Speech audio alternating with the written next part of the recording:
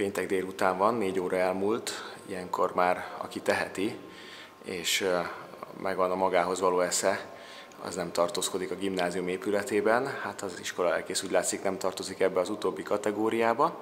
De ha már így alakult a helyzet, ilyen csend és nyugalom van itt az iskolában, akkor most van lehetőségünk arra, hogy meglessük az iskola zászlót, ami itt lakik a gimnáziumban hétköznaponként.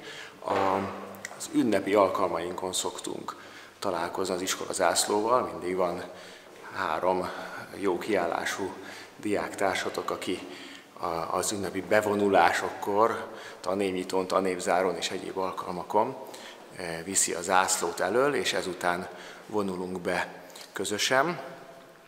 A zászlóknak ugyanis szimbóluma van, a zászló az, ami az összetartozásunkat erősíti, az összetartozásunknak a jelét hordozza, a zászló alatt rendeződünk össze, és követjük a zászlót, és a közösségünknek az egyik jelen. Na most megérkeztem itt közben az irodába. Itt van tehát az iskola zászlónknak a lakhelye, egy központi helyen, de mégis védett helyen van, amikor éppen nem az ünnepségeken használjuk. Most nézzük meg közelebbről, hogy mi is van az iskola zászlón. Az egyik oldalán az iskolának a címere található, szépen felhímezve erre a kék zászlóra.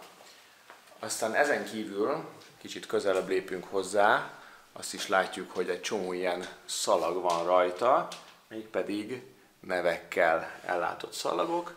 Minden ballagási ünnepségen, az általános iskolában is, a gimnáziumban is föl lesznek ide kötözve ezek a szalagok, és ezek itt vannak rajta, a régebbi ballagok neveit is hordozva, akik innen indultak el, befejezve a tanulmányaikat.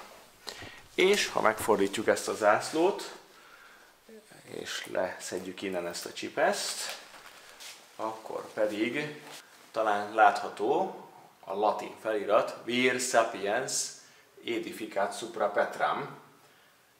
Remélem most már elég sokan tudják, legalább magyarul lesz, hogy ez mit jelent. A bölcs ember kősziklára épít.